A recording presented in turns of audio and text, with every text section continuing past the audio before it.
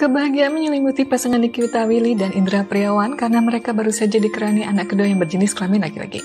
Bayi tersebut lahir pada hari Minggu 15 Desember 2024 dan diberi nama Nail Indrisa Joko Sutono.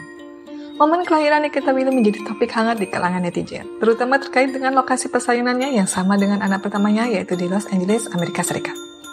Metode persalinan yang dipilih oleh Nikita Willy juga menarik perhatian publik. Berbeda dengan kelahiran anak pertama yang dilakukan di Rumah Sakit Cedar Sinai Medical Center, Los Angeles, kali ini Nikita memilih untuk melahirkan dengan metode waterbirds di rumah. Lalu, apakah melahirkan dengan metode waterbirds aman? Apa keuntungan dan resikonya?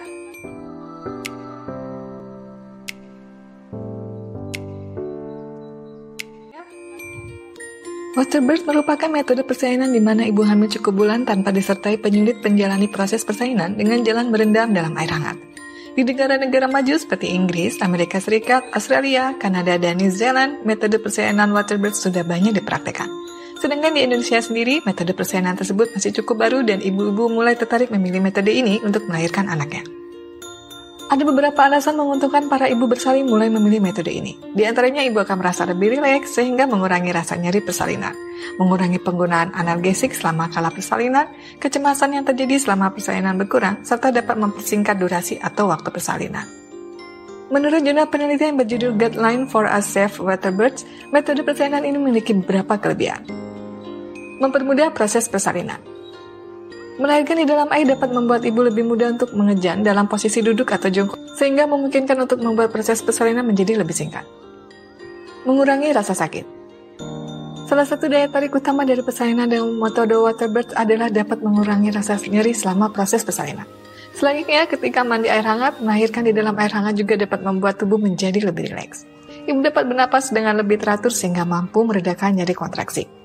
Selain itu, air hangat dapat membuat otot-otot rileks sehingga tubuh terasa lebih ringan dan lebih mudah untuk bergerak mencari posisi yang nyaman. Meski memiliki kelebihan, melahirkan dengan metode waterbird juga memiliki resiko. Bayi rentan tenggelam. Saat melahirkan di dalam air, selalu ada resiko tenggelam bagi bayi yang baru lahir. Bayi juga mungkin mengalami kekurangan oksigen. Infeksi. Saat mengejan, otot-otot di sekitar anus juga ikut berkontraksi sehingga ibu kemungkinan juga mengeluarkan tinja saat persalinan. Tinja dapat mengontaminasi air yang digunakan untuk persalinan. Bayi baru lahir bisa saja menelan air tersebut sehingga mungkin untuk terkena infeksi. Sindrom aspirasi mekonium. Kondisi ini terjadi ketika bayi sudah buang air besar sebelum lahir, sehingga cairan ketuban yang terkontaminasi kotoran dihirup oleh bayi dan menyebabkan masalah pernapasan. Dokter dan bidan dapat mengenali hal ini ketika air ketuban pecah dan bercampur dengan mekonium yang umumnya berwarna hijau, kental, dan lengket. Sangat penting untuk segera menghisap keluar cairan mekonium dari saluran pernapasan bayi begitu bayi keluar. Sehingga posisi ibu saat waterbird harus disesuaikan agar tindakan ini dapat dilakukan segera.